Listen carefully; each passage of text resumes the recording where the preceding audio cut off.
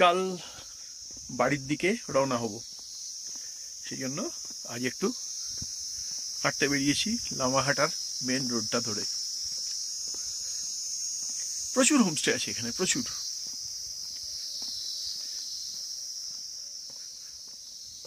এই পাইনের বনটাই হচ্ছে বিখ্যাত এখানকার। কয়েকশো বছরের প্রাচীন সব পাইন গাছ। এর ভিতরে একটা লেক আছে, এটা দেখতে 20 টাকা করে টিকিট কাটতে হয়। নতুন এখন বিজনেস শুরু হয়েছে বিভিন্ন রকম, যারা গাড়ি নিয়ে আসে বা সাইট সিনে আসে তাদের পার্কিংয়ের। ভালো।